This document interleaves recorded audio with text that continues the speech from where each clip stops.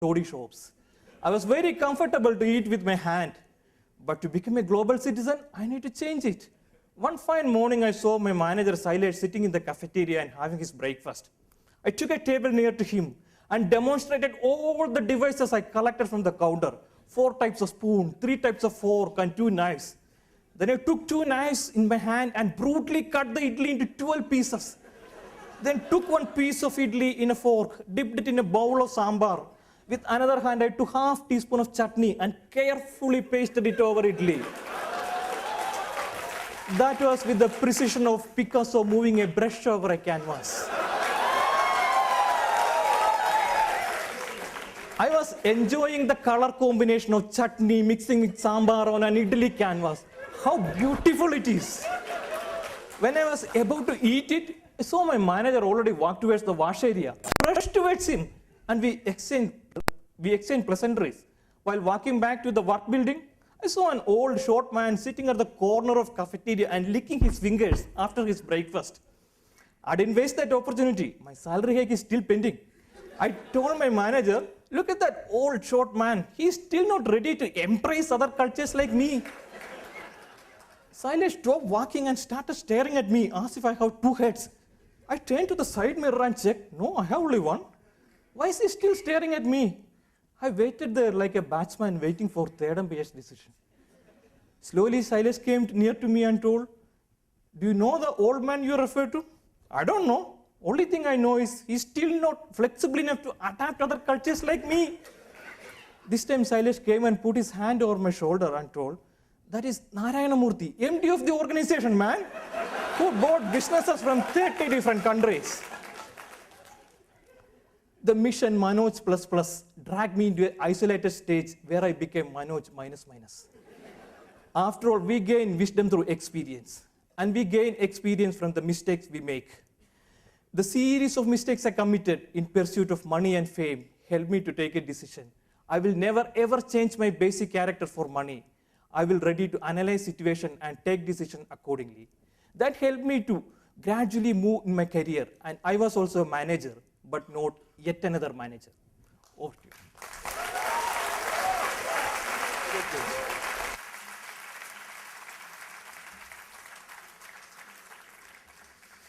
Arms, can you please secure the doors?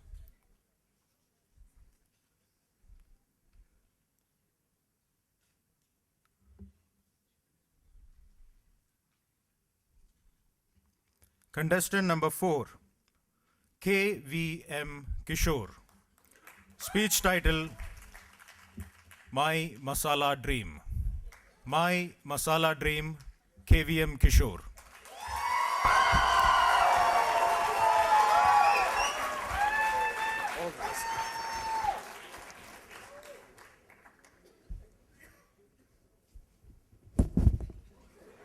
As I sit on my brand new Harley Davidson bike, a hot, tall girl in a short skirt, looking exactly like Deepika Padukone, climbs on my back seat, placing her hands on my six-pack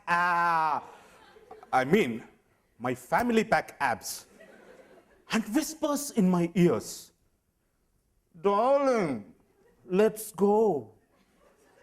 And then I suddenly bend down and start my bike like an auto. Trrr, trrr. Wake up! Yells my father, putting an end to my masala dream. Contest chair and my dear fellow Toastmasters, I have this dream every night. Sometimes 2-3 times in the same night. I always wanted to be a boy. I mean, I am a boy, but I wanted to be the dream boy, the playboy boy. I don't know why, but I desperately wanted to get married when I was in class 2. After considering all the options, I finalized on roll number 43, R. Swapna. 13, 17, 19. I mean, she could recite the most complicated mathematical multiplication tables of 13, 17, and 19 in the reverse order. What more do you need for a happy married life? I went ahead and proposed the idea of getting married. Any normal girl would have said she will have to ask her mother. A modern girl would have said she will have to ask her boyfriend. But Swapna was so different. She said, we will ask the school Aya. Aya! Asking Aya changed my life forever. The Aya told Swapna's mother, my mother, her mother who was a maid in my grandfather's house, her husband who was our school auto driver. Probably because of this embarrassment, my parents threw me into a boys' school and then a boys' college. Forget about women. It was impossible to find the footprint of a female insect.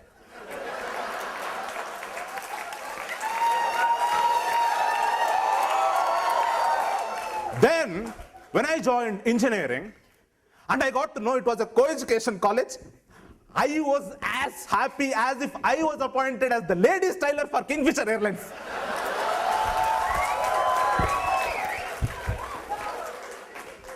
But soon I realized my lecturers were like encounter specialists posted in a Maoist area. 4 years of engineering, nothing happened.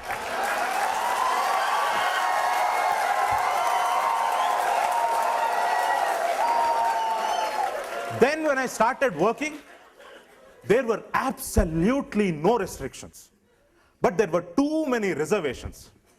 It is easy to find a TV without a set-top box connection, but impossible to find a girl who is single and not in a relation. But let me tell you the truth. I never really had the confidence to walk up to a girl and talk to her or make a conversation. I really wanted to get rid of this fear. And the first thing I did was try each of those products that are supposed to boost your confidence. Believe me, I ate everything, starting from Dabur Chyawanprash to Sai Baba Temple Ash. My confidence never increased, my circumference did. Then I spoke to my best friend, Bulusu Chaitanya Kumar, in short, Buchku, about my problems.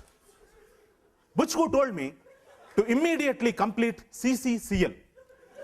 CCCL stands for Crash Course from Crush to Love. He told me about something called pickup lines. It seems they are used as conversation starters with women. So for example, you walk up to a girl and say, "Is your father a terrorist?" The girl shoots an angry look at you. Then you immediately say, "No, otherwise, I don't know how he could make a bomb like you." See? Right then, you have an opportunity to make a conversation. I wanted to try this. I immediately walked up to a girl and said, "Is your father a terrorist?"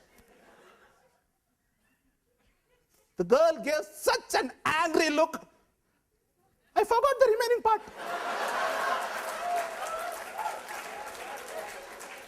Toastmasters, girls look very soft. But believe me, when they slap, they are not. Then Buchku told me, why don't you join Toastmasters? Because one, your confidence definitely improves. And two, there are a lot of women in Toastmasters, so, you know. Believe me, it has been 2 years in Toastmasters. My confidence has definitely improved. But there are 3 kinds of women in Toastmasters. One, the motivational type. The moment you tell them, "I love you," they say, "Wow, Kishore, isn't love a beautiful thing? But just don't stop with me. Love everybody around you."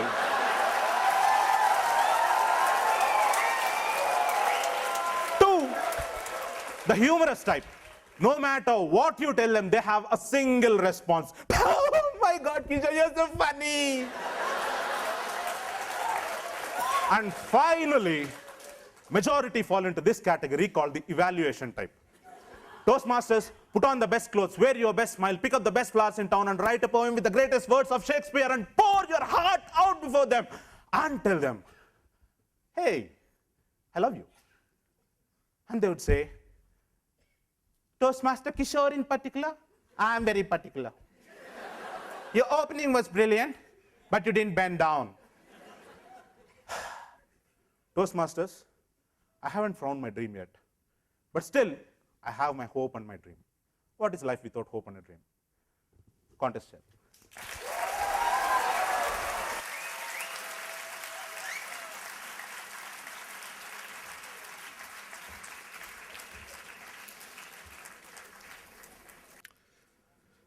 Contestant number 5, Arfat Salim.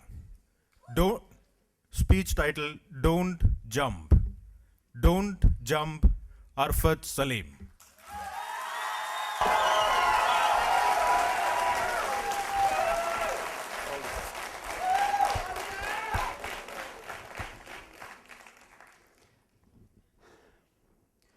Two things in life you don't get when you're desperate. Number 1, girlfriends. Number 2, autos. Mr. Contest Chair, fellow Toastmasters and friends, it was one of those bad days at work. All I wanted to do was go home. So I came up to the road and waited for autos. Not a single auto in sight. The road was deserted. But suddenly, in the distance, I saw Bob Marley's face coming at me at 100 miles per hour. Neon lights flashing everywhere, painted in red, purple and green. On top it said, Night Rider. Ladies and gentlemen, welcome to autos in Sri Lanka. Way more colorful than the Indian ones. So I took a risk, put my hand out. The driver slammed on the brake, went screeching and stopped 10 meters ahead of me. On the back it said, Nice guys only. Before I could even react, he came and reversed, stopped in front of me. I looked at the guy.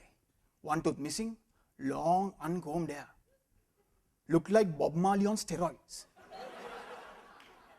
But I had no option. I got in, slammed on the accelerator, started driving as if it was his life's mission to take me home. Now, have you noticed, auto drivers have made it their moral obligation to start a conversation with you.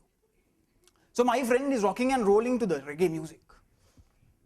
Suddenly, boss, would you like a chocolate? First, nice guys only, now chocolates. I didn't want to answer that question, so I kept quiet. This guy was adamant. Boss, not even a noise, sir. Let's have a chocolate. I started to wonder, was chocolate a code name for something else? If it was, I was worried. Because I remembered that Cadbury advertisement. Woman and a man on 2 separate cars with chocolate smeared lips. The man signals to the woman signals to the man. They drive happily ever after.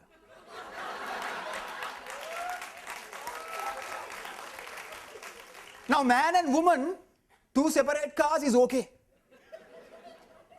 Man and man in one auto, not okay.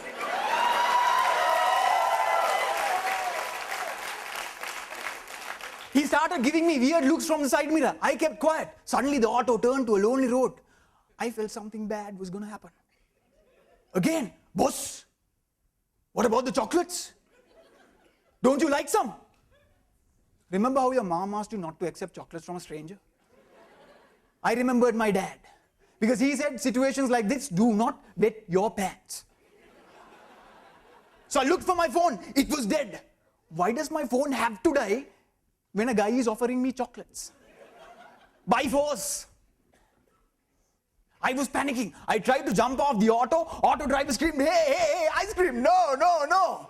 Auto dashed to the right. It dashed to the left. My heart kept dashing. It almost came outside. Then he slammed on the brake. I knocked my head. All I could do was pray. So I did this. I looked up. It said, God bless you. Then suddenly, he turned towards me, shoved his hands towards my legs. I did this. Ninja reflexes. Started to remember all the karate movies I've ever watched in my life. Now you can imagine the situation. His hand was between my legs. Savin, I was almost having an international experience.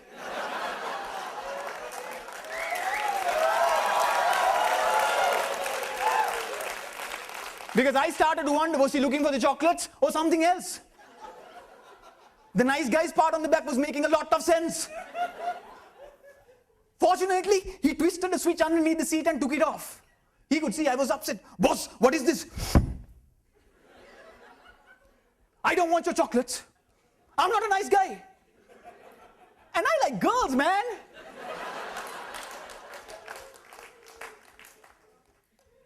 Then he said, oh, cow, holy cow.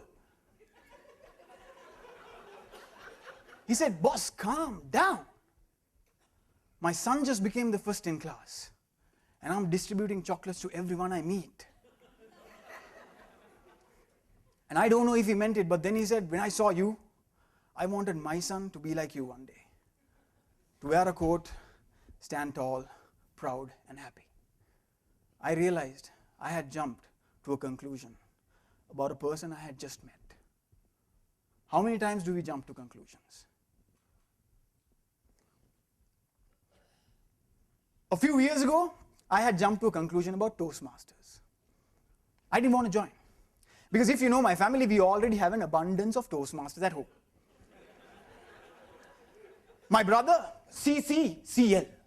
My mother, ACBCL. My father, DDM. Dynamite Toastmaster. So I get evaluations every single day. For example,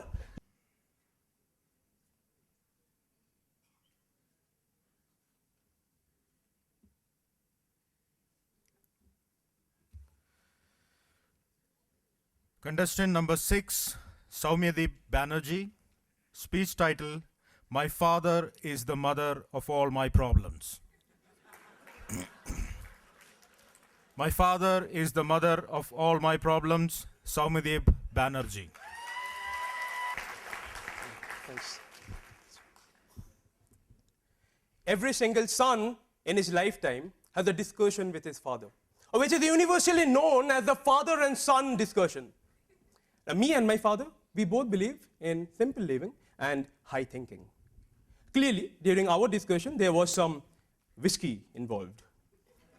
Fellow Toastmasters and Mr. Contest Chair, I remember it was during the third peg when my father said, you are 28 years of age. You still hang out only with boys. Why don't you have a girlfriend? I saw that coming and I was prepared. But like a typical Toastmasters, I was taking 30 seconds to sum up my thoughts. Surprisingly, on the 7th second, my father started telling me all about all his girlfriends when he was 18 years of age. Even more surprisingly, none of them included my mother. So clearly, during our father and son discussion, my father did not reveal how I met your mother. The next peg, we discussed everything about life and beyond, which we thought is really wise. The next day, we both realized it was actually otherwise. The discussion came to an end when we did a cheers on the 5th peg. Would you join me for a cheers? Cheers. Oh, my father said, we had a lot to drink. Let's just go home. Making heavenly efforts, I somehow managed to stand up on my feet, and then I realized, wait a second, what do you mean by go home? We never went to a bar to drink. This is home! And that is when we did a gentleman's shake hands, and my father told me, this is one discussion we never had. And I assured my father that whatever happened in this room remains in this room.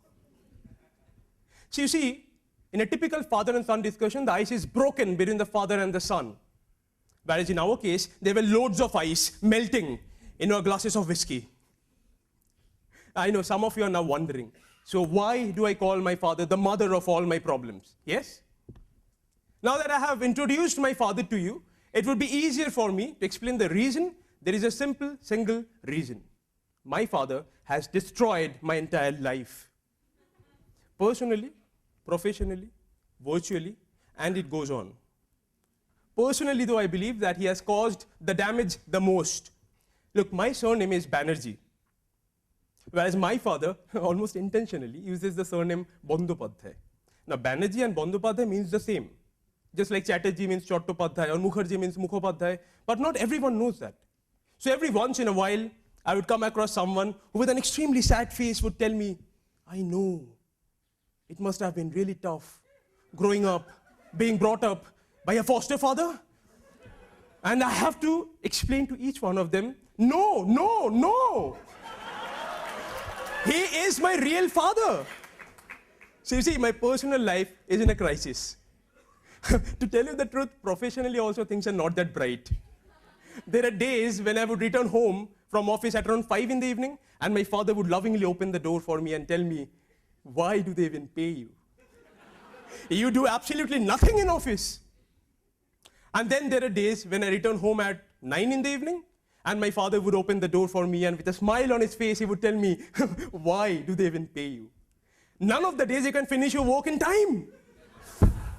A lucky few days, I returned home from office at 7 in the evening, hoping that now this gentleman would have possibly nothing to hold against me. And my father would open the door for me and tells me, son,